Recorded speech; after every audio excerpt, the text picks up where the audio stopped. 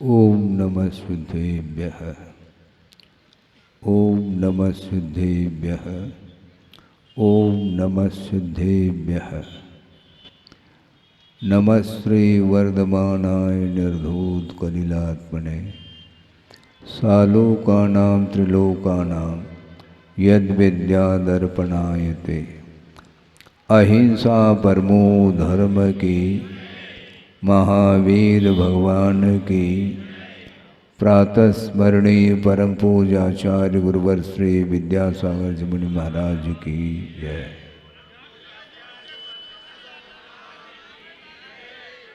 एक श्लोक मुझे स्मरण में आ रहा है।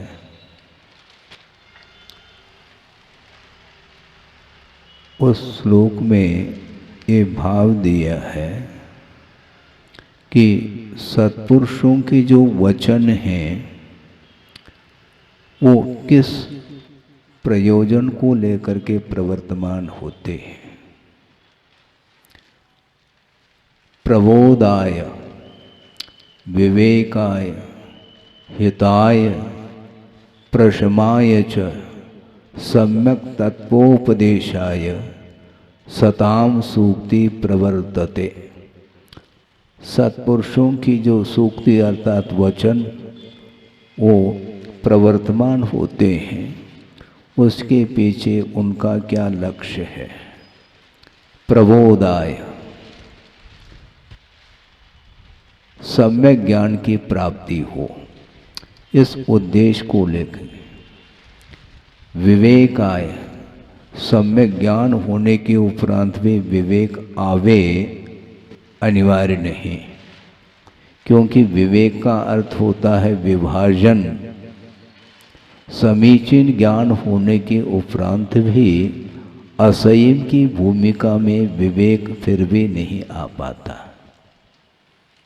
सबको ज्ञात है, जब कर्मों की उदीर्णा होती है अन्यान्य वस्तुओं के निमित्त को लेकर के, उस समय पुनः वह गाफिल हो जाता है सम्यक ज्ञान की उपस्थिति में भी।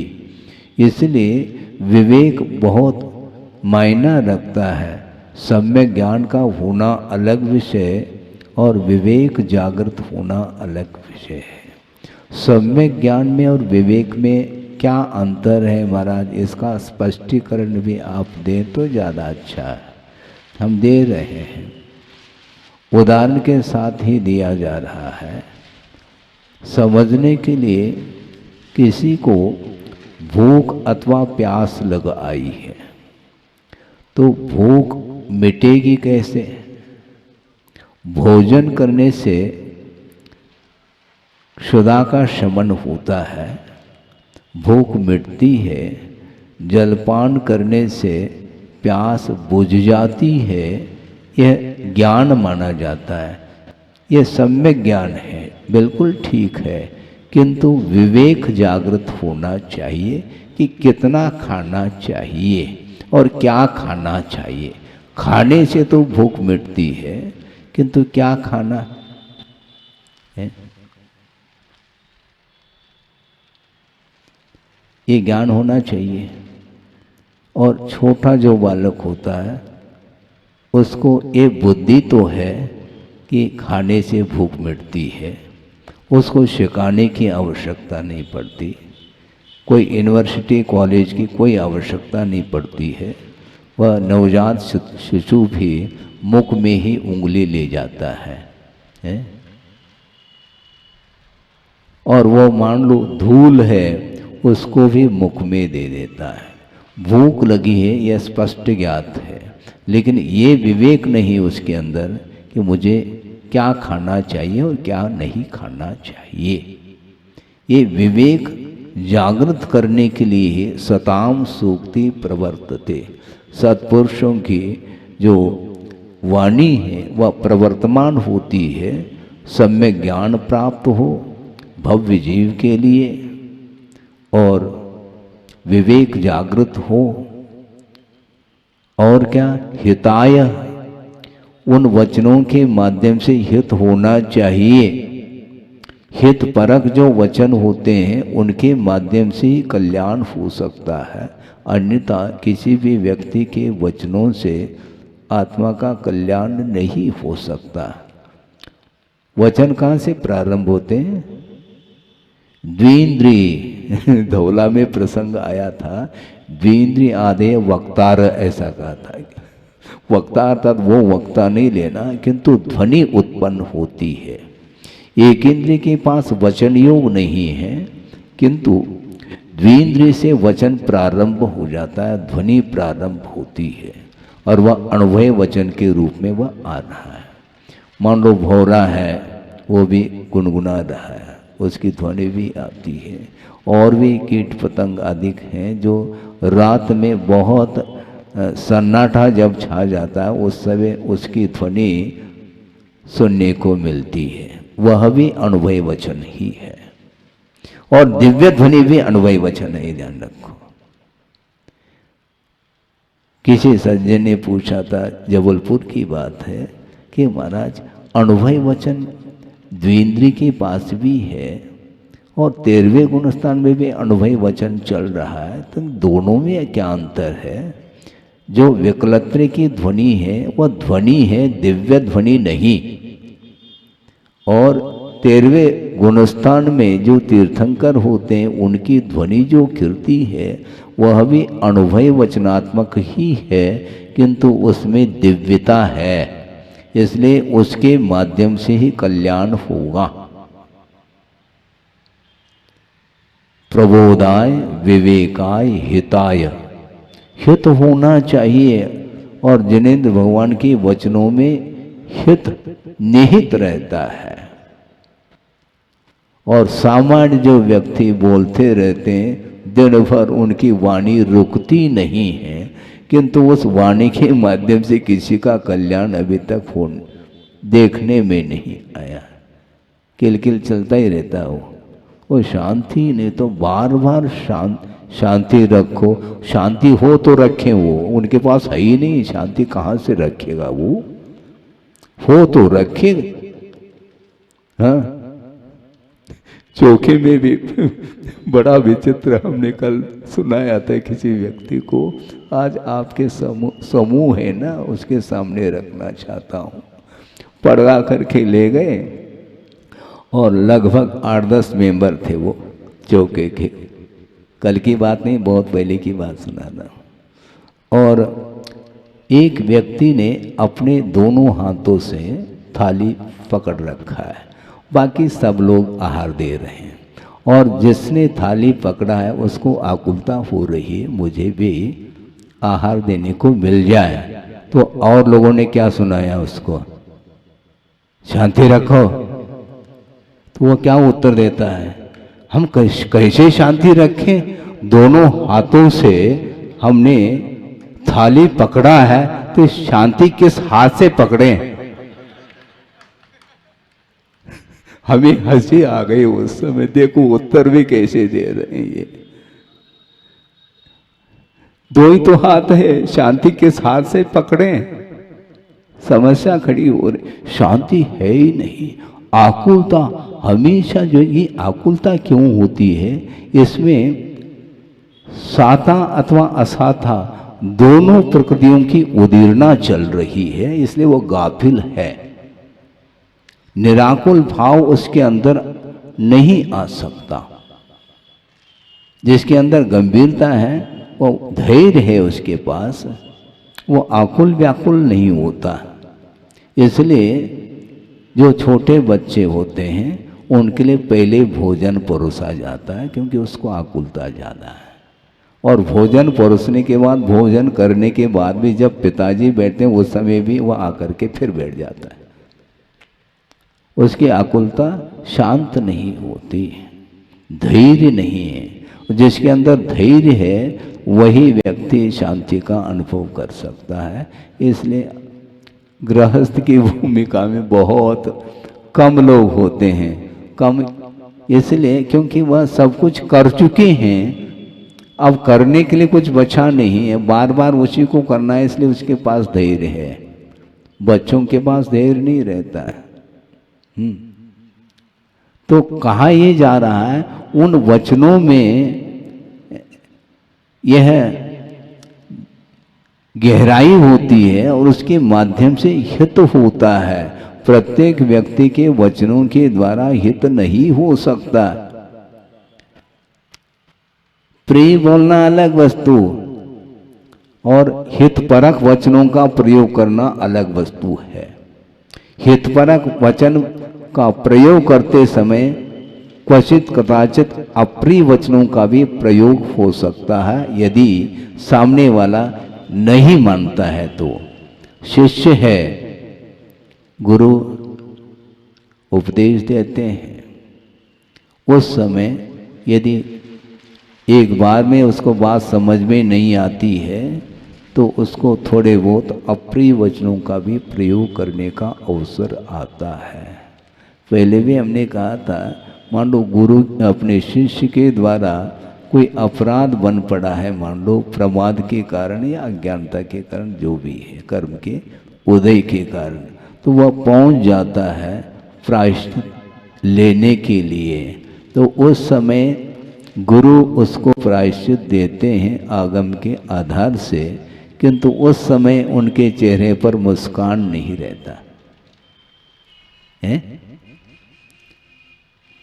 इसका अर्थ थोड़े वो तो संज्वलन का प्रभाव आ रहा है, आएगा। हाँ, संज्वलन कषाय का वो प्रयोग करते हैं, उसके बिना वो दोष निष्कासित नहीं हो सकते हैं। दोषों की पुनरावृत्ति हो सकती है, इसलिए उसको अलर्ट किया जाता है। आइंदा से ध्यान रखो, ऐसा बोलेंगे। वहाँ पर आदेशात्मक प्रयोग होता है, विधि नहीं। आपको ऐसा नहीं करना चाहिए, ऐसा करने से फिर करता है वो है। आपको शोरगुल नहीं करना चाहिए, वो करता है। शोरगुल ना करें, ये ऑर्डर आ गया, ये आदेश है, तभी वह मानता है। उसके बिना मानता नहीं वो बेटा हो कोई भी हो, उसके लिए आवश्यक है। तो इसलिए हितपरक वचनों का प्रयोग करते हुए भी यदि सामने वाले की वृत्ति यदि नहीं सुधरती है जल्दी, तो उस समय इस प्रकार के वचनों के प्रयोग भी करने पड़ते हैं। इसलिए उद्देश्य क्या होना चाहिए? हित होना चाहिए। हिताय ऐसा कहा। एक तो प्रबोधाय, ज्ञान नहीं है तो पहला उसको ज्ञान प्राप्त हो, समीचीन पहला ज्ञान प्राप्त हो। इस उद्देश्य को लेकर के ही गुरु उपदेश देते हैं। उद्देश्य हमेशा होना चाहिए हित का। मुख मिला है, वाणी मिली है, शोभम पर्याप्त प्राप्त है, तो सुबह से लेकर के शाम तक हम जो ना बोलते चले जाएं तो उसका कोई भी औचित्य नहीं है। यहाँ तक कि आगम में ये लिखा है, आप कह सकते हैं श्रवण तो महाराज भाषा समिति के अनुरूप ही तो बोलते हैं। हाँ बोलते हैं, लेकिन मित बोलो। मित बोलने के लिए कहा, परिमित बोलने के लिए कहा है। सहेतुकम ऐसा मूलाचार में ये प्रसंग आता है। श्रवण यद्यपि आगम के आधार से ही बोलता है, भाषा समिति के अनुरूप बोल रहा है, किंतु निर्हेतुक नहीं बोलता। सहेतुकम में सब प्रयोजन होना चाहिए। निष्प्रयोजन यदि बोलेंगे तो उसके माध्यम से कोई हित होने वाला नहीं है। कितनी आकुलता है यह स्पष्ट ज्ञात हो जाता है। थोड़ी सी आवश्यकता है तो अतिरिक्त और दे रहे हैं, क्या आवश्यकता है? कम शब्दों में ज्यादा यदि भाव है तो उसका महत्व ज्यादा है। निबंध नहीं लिखना, पृष्ठों निबंध लिखते हैं, उसकी कोई आवश्यकता नहीं। सारभूत 2, 3, 4 पंक्ति में आप अपने भावों को प्रेषित करते हैं तो उसके लिए ज़्यादा अंक मिलेंगे।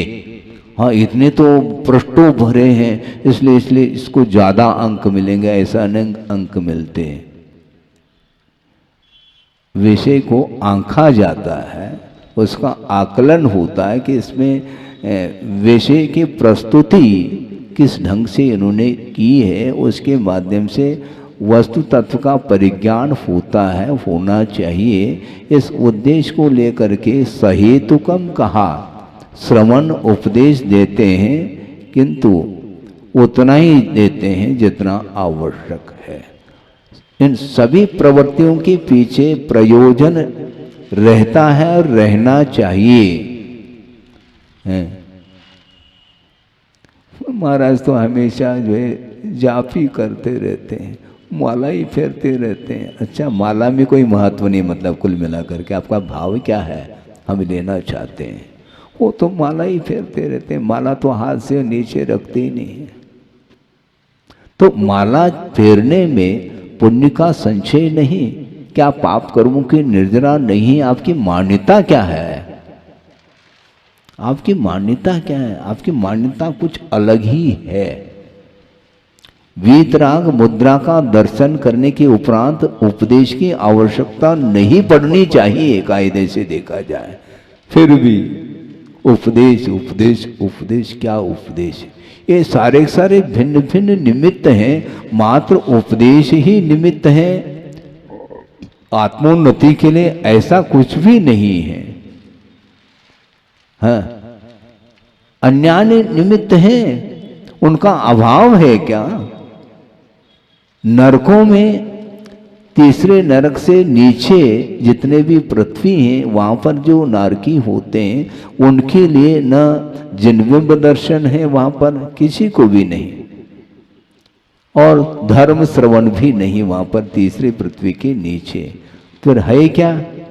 सम्यक की उत्पत्ति के लिए मात्र निमित्त जाति स्मरण है और वेदनानुभव है। ये दो ही निमित्त है। सप्तम पृथ्वी में भी इन दो निमित्त में से किसी भी निमित्त को लेकर के वह सम्यक को उत्पन्न कर रहा है।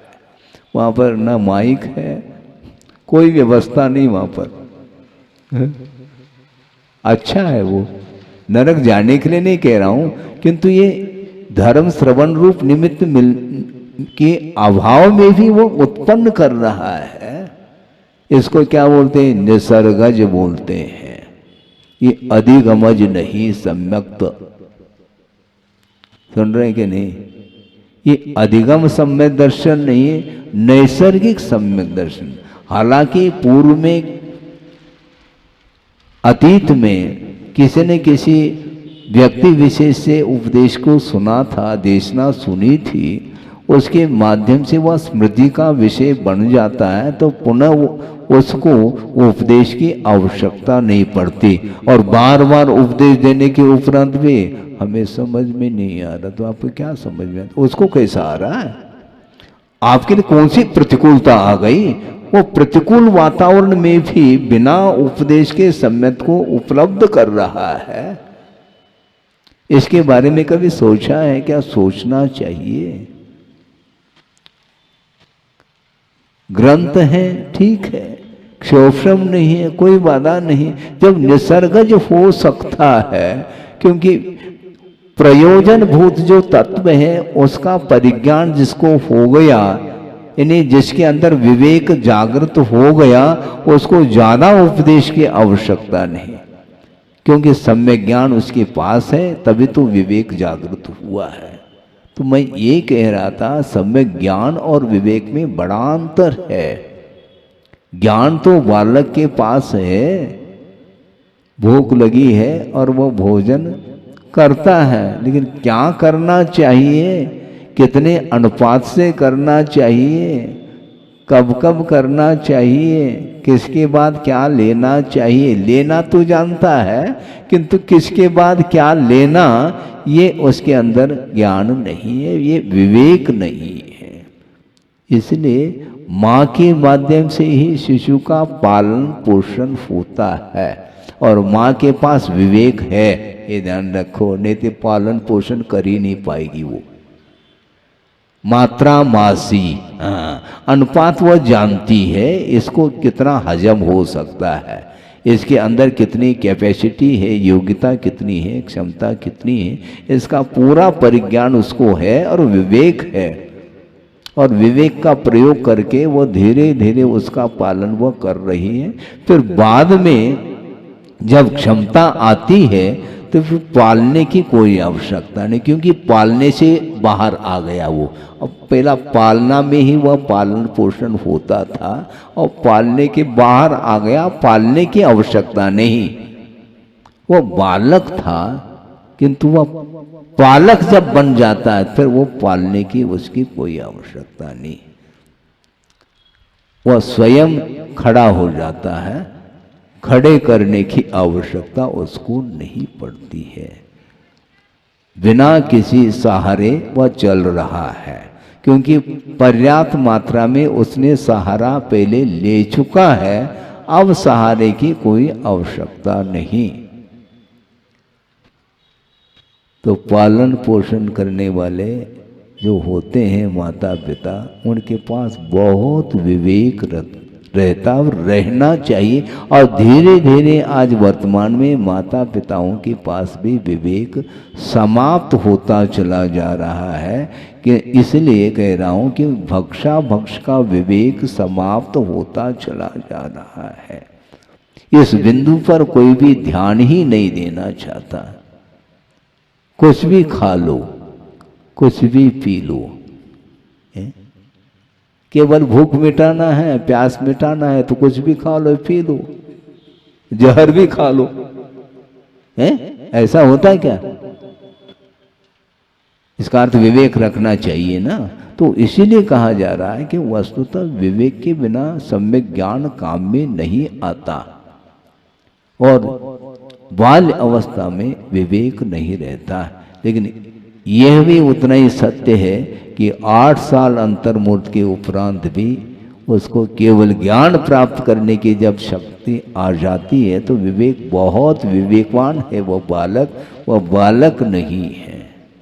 पंच कल्याण होने जा रहा है, उस बालक के बारे में वहीं पर पंडाल में कहेंगे। यहाँ पर पंडाल तो है नहीं, ओपन है ये। पंडाल में विषय रखेंगे। तो मैं ये कह रहा था कि एक तो ज्ञान में समीचीनता आनी चाहिए, पहली बात है। और ज्ञान में समीचीनता आने के बाद भी असंयम की भूमिका से धीरे धीरे जैसे जैसे वह ऊपर उठता है तो उसके अंदर विवेक और जागृत होता चला जाता है। क्षायिक सम्यक दर्शन उत्पन्न होने के उपरांत भी यदि असंयम की भूमिका में चल रहा है तो उसके अंदर विवेक जागृत हो नहीं कह सकते। जैसे चक्रवर्ती का उदाहरण है, बाहुबली के ऊपर चक्र चलाने का भाव रख रहा है और क्षायिक सम्यक दर्शन पास में है, तो उसके अंदर विवेक जागृत होना चाहिए ना। नहीं, क्योंकि जिसके अंदर संयम नहीं, ब्रेक नहीं है, तो गाड़ी फेल, कभी भी एक्सीडेंट संभव है। नियंत्रण में गाड़ी नहीं आ सकती उसकी। एकदम स्पीडली ले जा रहे हैं उसको, 80, 90, 100 किलोमीटर की रफ्तार से उसको यदि गाड़ी को चला रहे हैं तो गाड़ी को चलाने का नाम तो चारित्र, किंतु ब्रेक यदि नहीं है तो वह असंयम माना जाता है। तो असंयम की भूमिका में जब कषाय की तीव्रता आती है तो वह अंधेरा छा जाता है, फिर कौन है क्या है दिखाई नहीं पड़ता। किसी के ऊपर भी वार करने के लिए वह तैयार हो जाता है। इसी को बोलते हैं वह आपे में नहीं है। जब पिताजी आपे में नहीं रहते हैं तो बच्चा पिताजी के पास जाने में उसको भय लगता है। क्यों नहीं जा रहा है? पिताजी का शक्ल हमने देख लिया, हमें डर लग रहा है। उनके चेहरे पर कोई भी मुस्कान नहीं है। तो भैया जब मुस्कान आ जाए तो पहुंच जाए। अभी तो जाने में डेंजर लाइट है, वहाँ पर बिल्कुल लाल लाइट जल रहा है। है?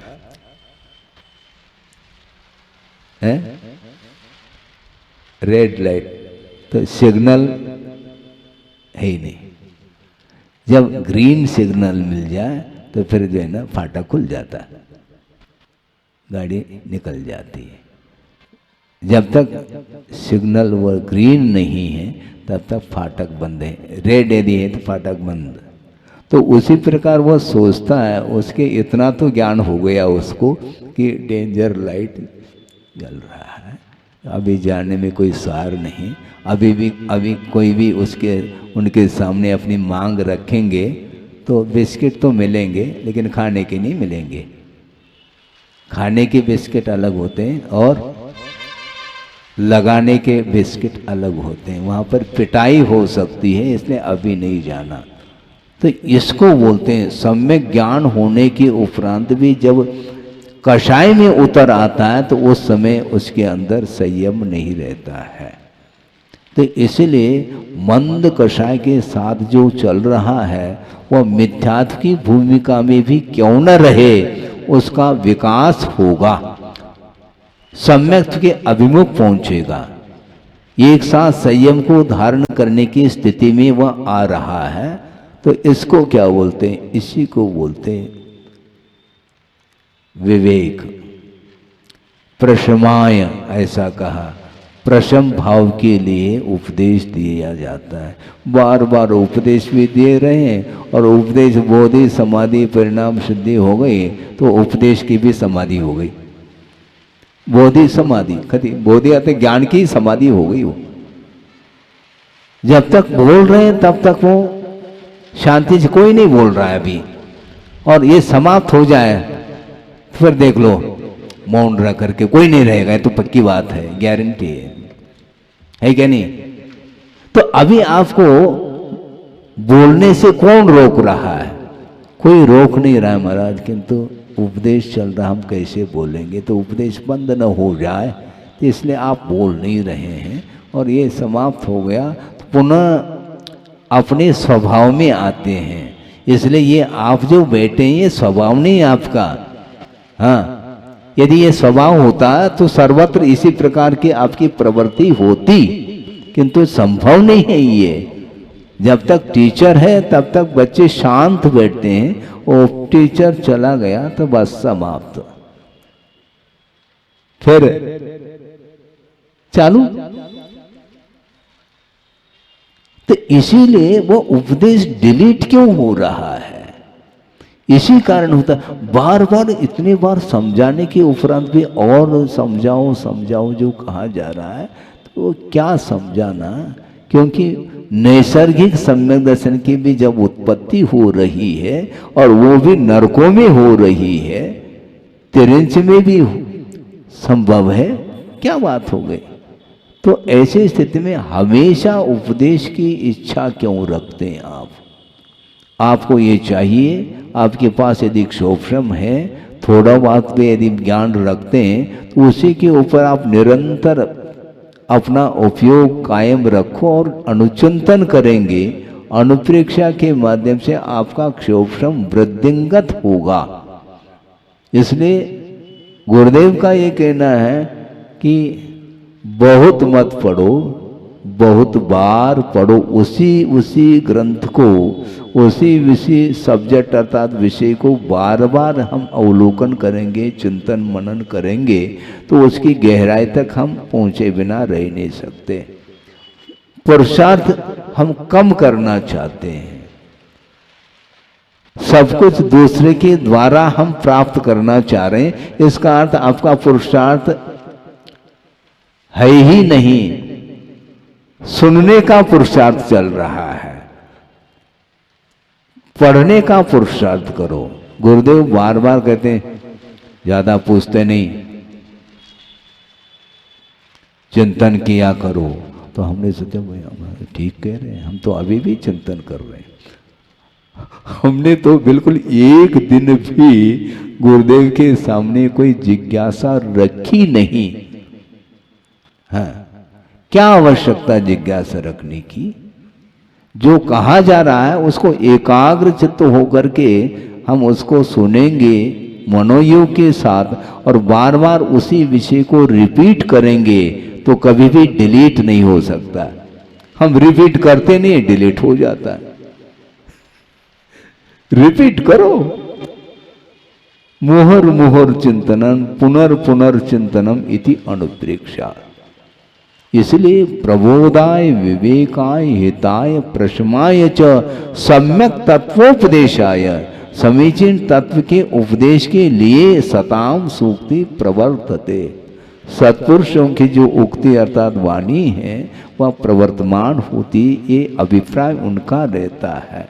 हमेशा दूसरे का हित हो, कल्याण हो, इस उद्देश्य को लेकर ही बोलते हैं। बोलने का कोई उनके लिए कोई इच्छा नहीं है,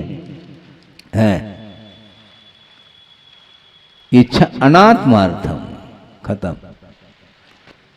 अपना कोई प्रयोजन नहीं, केवल दूसरे के हित के लिए ही, और वो भी आगम का आलंबन लेकर के उपदेश दे रहे हैं। वो अपने मन से कुछ भी बोले ऐसा संभव नहीं, आधार आगम का रहना चाहिए। उसके माध्यम से ही वस्तु तत्व का समीचीन परिज्ञान हो सकता है। इसलिए इस विषय को आपके सामने रखा। लगभग 10 बजने को है, 2-3 मिनट कम है। एक ही गाथा के माध्यम से वो विस्तार भी नहीं किया, क्योंकि आप शॉर्ट हैंड भी जानते हैं ना, इसलिए आपके लिए इतना ही पर्याप्त हो सकता है। केवल एक संकेत भर मिल जाए तो उसका पूरा का पूरा मंथन आप करने की क्षमता रखते हैं और रखना चाहिए, क्योंकि पुरुषार्थ के बिना कोई भी चीज़ हासिल नहीं होती। यह भी एक पुरुषार्थ, गुरुदेव का ये कहना था, पुरुषार्थ करो। मान लो किसी को गणित करने के लिए दिया, देते वो इधर उधर देखता, इधर उधर क्यों देखो, मतलब दूसरे से प्राप्त करना चाह रहा है, स्वयं का पुरुषार्थ नहीं। अगल बगल क्यों देख रहे हैं, एक दूसरे छात्र को वो क्यों देख रहा है, एक दूसरे के छात्र को देखता, वो जो करेगा वही हम करेंगे, वो फेल हो जाएगा तो हम फेल होंगे, पक्की बात है। अपना दिमाग लगाना चाहिए, है, क्योंकि संगी सभी हैं। जो संगी है, मन सबके पास है, तो मन का उपयोग तो करो। समनस्का मनस्का संगी न समनस्का, विचार विमर्श करने की क्षमता मन के अंदर है, और आपका मन प्रौढ़ है, बालक थोड़ी है। बालक को आप 10 बार भी समझाओ तो वो बालक है। बेटा दौड़ो नहीं, वो बेटा का है, फिर बेटा है तो दौड़ेगा, बिल्कुल दौड़ेगा।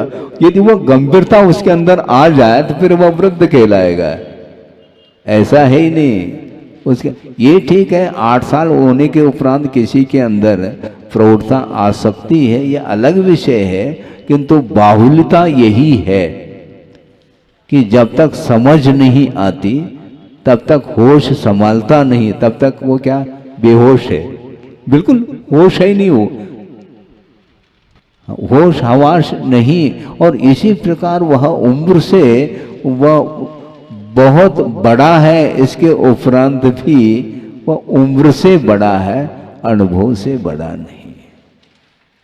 हाँ, धार्मिक क्षेत्र में संस्कार आना चाहिए। वो वृद्ध होने के उपरांत भी एक ही लाइन पर खड़े हैं, बालक और पालक दोनों एक लाइन पर। तो क्या मतलब हुआ, बालक की इच्छा शक्ति अधिक है, किंतु वृद्ध होने के उपरांत इच्छा शक्ति कम होनी चाहिए, बल्कि इच्छा शक्ति और बढ़ती चली जाए, वह तृष्णा बढ़ती ही चली जा रही है। रोकने वाला कौन है? भले ही जो बड़े होते हैं वो 2 बार भोजन कर लें, बालक भले ही 3-4 बार भी कर सकता है, क्योंकि उसकी क्षमता एक बार एक साथ लेने की कितनी क्षमता है, ज़्यादा ले नहीं सकता। आधी रोटी ले लें, 1/4 ले लें, इतना ही काफ़ी है। लेकिन घंटे के अंदर पुनः 1/4 और चाहता है वो। और जो बड़े हैं वो 2 दिन का भोजन एक ही दिन में करने की क्षमता रखता है, तो उसको क्या आवश्यकता है? इसलिए तो उपवास भी कर रहा है, 10-10 उपवास। क्षमता उसके अंदर आ गई है, क्योंकि खाने की भी क्षमता पर्याप्त है, तो भोजन की मतलब उपवास करने की भी क्षमता आ गई। दोनों प्रकार, दोनों ओर योग्यता उसके अंदर आई है।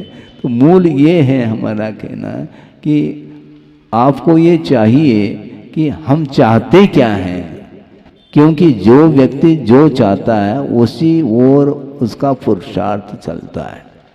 हाँ, पक्की बात है। छोटा बालक क्या चाहता है? कुछ नहीं, उसको दूध चाहिए, वो बोलना आता नहीं तो वह अपना रेडियो चालू हो जाता है, ऑन कर लेता है, उसको रोना प्रारंभ करता है। उस रोने को, उस रुदन को दे करके माँ को ज्ञात होता है कि इसको भूख लगी है। लेकिन दूध पिलाने के बाद भी यदि रो रहा है तो वह भूख नहीं लगी, ये भी जानती है, उसके अंदर विवेक है। ये रोना जो है ना, ये कुछ और हट पकड़ रहा है, तो उसकी पूर्ति हम नहीं कर पाएंगे। इसलिए एक आध बार दूध पिला दिया और रख दिया, उसको पटक दिया और अपने काम में लग जाती है वो। नहीं तो वो बार बार परेशान करता है, उसको परेशानी को हम कैसे दूर करें। उसी प्रकार कितने भी उपदेश दे दें तो आप परेशान करेंगे तो हम उपदेश बार बार नहीं दे पाएंगे, ये भी उतना ही सत्य है। एक बार, 2 बार, 3 बार, बस ज़्यादा ज़्यादा 1, 2, 3 बोली समाप्त। 1, 2, 3, 2.5, पौने 3, 99 हो गया। अब उसके बाद 3 होना ही वो तो कितनी बार समझाया जा सकता, संभव नहीं।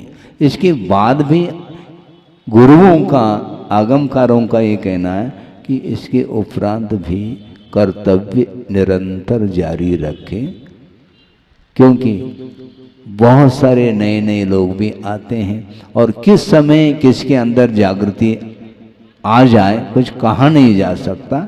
इसलिए निरंतर अपना कर्तव्य करो, उसका प्रभाव एक न एक दिन पड़े। इस भावना के साथ ही इस वक्तव्य को पूर्ण किया जाता है। अहिंसा परमो धर्म की जय। परम पूज्याचार्य गुरुवर श्री विद्यासागर जी मुनि महाराज की जय।